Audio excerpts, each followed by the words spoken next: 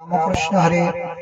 महाराष्ट्र वारकरी ज्ञान चॅनल मध्ये आपणा सर्वांचं मनपूर्वक हार्दिक स्वागत.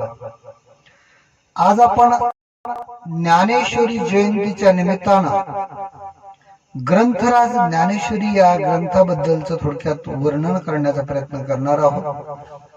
आज ज्ञानेश्वरी जयंती आहे. ज्ञानेश्वरी जयंतीच्या निमित्तानं सांगायचं म्हणजे ज्ञानेश्वरी म्हणजे काय, तर इतर ग्रंथापेक्षा ज्ञानेश्वरी ग्रंथाचं वैशिष्ट्य असं आहे की हा ग्रंथ लहान मुलापासून ते म्हाताऱ्या माणसापर्यंत सर्वांना आवडतो आणि आवडणाऱ्या सर्वांचा तो उद्धार देखील करतो. हे सामान्य नाही, भगवंताच्या मुखातून निघालेली अक्षर न अक्षर. ज्ञानोबाराय म्हणतात, ती अक्षरे नवती देखा ब्रह्म साम्राज्य दीपिका. अर्जुना लागी चितकळिका उजळलिया श्रीकृष्णे. ब्रह्म साम्राज्य दीपिका ते म्हणजे तेलाचा दिवा नसून, तुपाचा दिवा सुद्धा नसून, साक्षात ब्रह्मज्ञानाचा दिवा. त्याचा प्रकाश आजही आपण घेतो आहोत. हे सर्व घडलं ते अर्जुनामुळे, पण सुखी झालं आणि सुखी होतंय सर्व जग. त्याच ज्ञानाचा आपल्या बोली भाषेमध्ये दिवा लावला, तो ग्रंथ म्हणजे ज्ञानेश्वरी. संस्कृताची गाठी उकलोनी ज्ञानदृष्टी, केली से मराठी गीता देवी.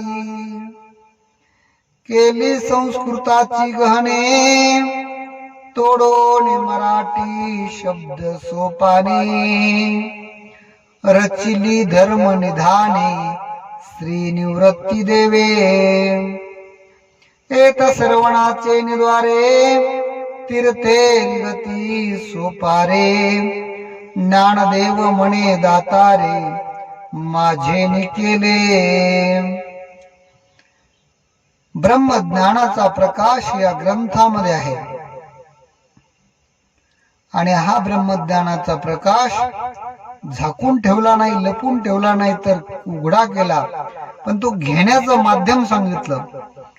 संस्कृत असलेलं ज्ञान उघड केलं, मराठी भाषेमध्ये आणलं. संस्कृताची गहने तोडून मराठी शब्द सोपाने. आणि मग हे आपल्या आत्मसात कसं करायचं तर सांगितलं, एत सर्वणाचे निद्वारे, तीर्थे निगता सोपारे. श्रवण महत्वाचं सांगितलेलं आहे. ज्ञानेश्वरी ग्रंथाचं श्रवण करणे, वाचन करणे, मनन करणे या गोष्टी अत्यंत महत्वाच्या आहेत.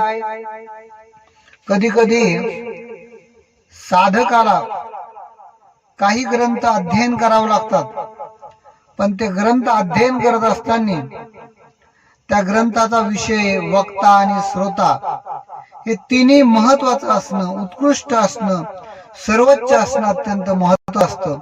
या ठिकाणी ज्ञानेश्वरी म्हणजे श्रीमद भगवद्गीतेवरील भाष्य आणि श्रीमद भगवद्गीता हा ग्रंथ, या ग्रंथाचा विषय हा अज्ञानाकडून आत्मज्ञानाकडे नेणारा विषय. ग्रंथाचा वक्ता साक्षात भगवान कृष्ण आहेत आणि ग्रंथाचा श्रोता अर्जुन आहे, जो की भगवान श्रीकृष्णाचा अत्यंत प्रिय असा शिष्य आहे. याचबरोबर काही ग्रंथ हे अभ्यासाचे असतात, तर काही ग्रंथ हे उपासनेचे असतात. पण संप्रदायातील ग्रंथ दोन्ही प्रकारचे आहेत. अभ्यास आणि उपासना दोन्ही देखील या ग्रंथाच्या माध्यमातून होत असते. म्हणून या ठिकाणी ग्रंथाचा विषय ब्रह्मज्ञान आहे, भक्ती आहे. ग्रंथाचे वक्ते देखील संत श्रेष्ठ ज्ञानेश्वर माऊली आहेत आणि ग्रंथाचे श्रोते माऊलींचे श्रीगुरु असणारे निवृत्तीनाथ महाराज आहे. असा हा ज्ञानेश्वरी ग्रंथ आपल्या भाग्याने आपल्याला मिळालेला आहे. थोडक्यात सांगायचं म्हणजे आधीची विवेकाची गोठी वरी प्रतिपादे श्रीकृष्ण जग जेठे आणि भक्तराज किरीटी परिसतसे. तसं पाहिलं तर हा गीतारूपी ग्रंथ ज्याच्यावर आधारित आहे, गीतारूपी ग्रंथावर ते माऊलीचं चिंतन आहे. यामध्ये भगवद्गीता असल्यामुळे या ग्रंथाचं अधिकच व्यापकपण आपल्याला वेगळं सांगण्याची काही गरज नाही.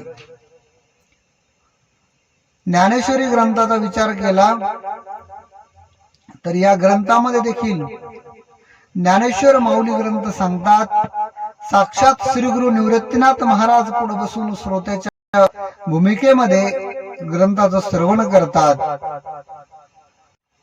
असा हा ज्ञानेश्वरी सारखा दिव्य ग्रंथ आपल्याला मिळाला, हे आपली एक महत् पुण्याई आहे. मोठं पुण्य आपल्या पदरात पडल्यामुळेच आपल्याला ज्ञानेश्वरी सारखा हा ग्रंथ मिळाला. त्यामुळे हा ग्रंथ सामान्य नाही, तर साक्षात भगवंताचं ब्रह्मज्ञानाचं स्वरूप आहे. आणि या ठिकाणी शिष्य सांगतो आणि श्रीगुरु ऐकतात.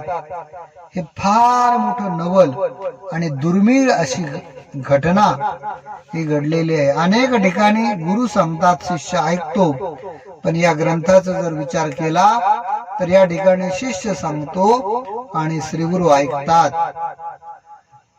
म्हणून आपल्याला या जगामध्ये आपला उद्धार करून घ्यायचा असेल तर आपल्याला 3 जणांचा आश्रय करावा लागतो. पहिला प्रकार म्हणजे देवाचा आश्रय करावा लागतो, दुसरा प्रकार वेदाचा आश्रय करावा लागतो आणि तिसरा प्रकार म्हणजे संतांचा आश्रय करावा लागतो.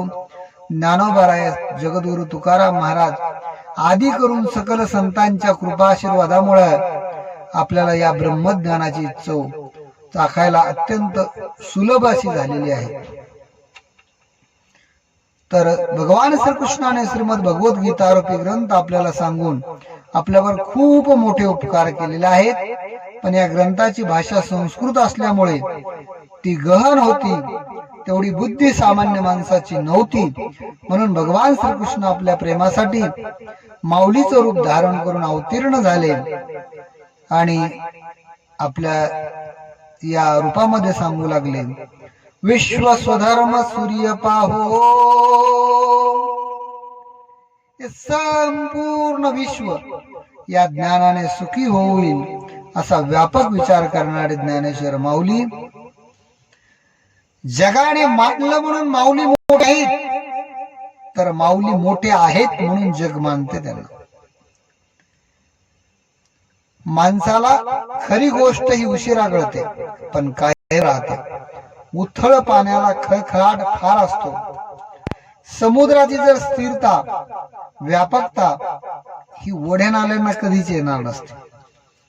म्हणून माऊलींना संत एकनाथ महाराज म्हणतात, ज्ञानेश्वर माऊली कसे आहे, साधकाचा माय बाप दरुशने हरे ताप सर्वाभूती सुख रूप ज्ञानोबा माझा. साधकाचा माय बाप दरुशने हरे ताप सर्वाभूती सुख रूप ज्ञानोबा माझा. ज्ञानेश्वर माऊली म्हणजे साधकाचे मायबाप आहे. जगाच्या कल्याणाकरता अवतीर्ण झालेले संत म्हणजे ज्ञानोबा. कैवल्याचे पुतळे आहेत. कैवल्या पुतळा प्रगटला भूतळा असे ज्ञानोबारायांच्या वाणीतून आलेले शब्द म्हणजेच आपला ज्ञानी हा ग्रंथ आहे. या ज्ञानाचा लाभ आपल्याला श्रवण करायचं सांगितलेलं आहे. एत श्रवणाचे निद्वारे तिरती निर्गता सोपारे. त्याशिवाय ग्रंथ हा कळणार नाही. म्हणून या आळंदी सारख्या क्षेत्रामध्ये आजही गुरुवर्य डॉक्टर नारायण महाराज जाधव बाबा यांच्या माध्यमातून आळंदीमध्ये वृंदावन कॉलनी या ठिकाणी नित्य नेमानं ज्ञानेश्वरीचं चिंतन केलं जातं. ज्ञानेश्वरीमध्ये किती अफाट गहन अथांग असं ज्ञान आहे. याचं चिंतन मनन करून साधकांची परिपूर्ण अवस्था करण्यासाठी डॉक्टर बाबांच्या माध्यमातून अनेक साधकांना या ठिकाणी आश्रय दिला जातो, ज्ञान घेण्यासाठी सहाय्य केलं जातं. त्याचबरोबर काही मागील वर्षापूर्वी या ठिकाणी 9 वर्षाचा सोहम नावाचा विद्यार्थी सोहम आमझरे याने 9व्या वर्षी ज्ञानेश्वरी मधील 9000 ओव्या पाठ केल्या. हे चमत्कार माऊलीच्या कृपेशिवाय घडणं शक्य नाही. आणि या भूमीमध्ये असे ज्ञानेश्वरी ग्रंथाबद्दलचे आजही चमत्कार आपल्याला बघायला भेटतात. पण त्याला भक्तीची जोड असणं अत्यंत गरजेचं आहे. म्हणूनच म्हटले, भाव धरून या वाची ज्ञानेश्वरी, कृपा करी हरी तयावरी. ज्ञानेश्वरी कशी वाचली पाहिजे तर भाव धरून वाचली पाहिजे, भक्ती असली पाहिजे, प्रेम असलं पाहिजे, मनोभावे ती वाचन करावी. तेव्हा भगवंत कृपा करेल, ज्ञानोबराय कृपा करतील. आणि म्हणून संत एकनाथ महाराज सांगतात, संत एकनाथ महाराजांना ज्ञानेश्वरीचा अनुभव आहे. कारण की हा ग्रंथ 735 वर्षापूर्वी माऊलींनी लिहून ठेवलेला ज्ञानेश्वरीचा ग्रंथ ज्ञानेश्वरी माऊलींनी समाधीच्या जवळ ठेवला होता. त्या ग्रंथाचं 294 वर्षांनी शांतीब्रह्म एकनाथ महाराज यांनी भाद्रपद कपिला षष्ठीला त्या ग्रंथाचं परिष्करण केलं, संशोधन केलं. म्हणून ते आपल्याला सांगतात, ज्ञानेश्वरी हा ग्रंथ कसा आहे. तुम्ही केवळ अभ्यासाच्या दृष्टीने बघायला गेलात तर तुम्हाला अथांग तळ सापडणार नाही. पण जर तुम्ही भाव धरून भक्ती केला तर नक्कीच तुमच्या जीवनामध्ये बदल होईल. म्हणूनच एकनाथ महाराज सांगतात, भाव धरून या वाचे ज्ञानेश्वरी, कृपा करी हरी तयावरे. तुम्हा आम्हावर सर्वांवरती ज्ञानोबरायांची, पांडुरंग परमात्म्याची, जगद्गुरु तुकाराम महाराज, शांतीब्रह्म एकनाथ महाराज आदी करून सकल संतांची कृपा होण्याकरता आपल्याला या ग्रंथाचं वाचन करणं, भाव धरून वाचन करणं अत्यंत गरजेचं आहे. श्रवण करणं गरजेचं आहे. हे आपल्या आयुष्यात घडावं. महाराष्ट्रात आपण जन्माला आलो, आपल्या हातून ज्ञानेश्वरी पठणाचं श्रवणाचं सत्कार्य आपल्या हातून घडावं. ते घडेल आणि ते माऊलीच्या कृपेनं प्रत्येकाच्या आयुष्यात यावं असे मी संत श्रेष्ठ ज्ञानेश्वर माऊलींच्या चरणी मनोमन प्रार्थना करतो. आणि या ठिकाणी ज्ञानेश्वरी जयंतीच्या निमित्तानं आपणा सर्वांना खूप खूप शुभेच्छा देतो. धन्यवाद. रामकृष्ण हरी.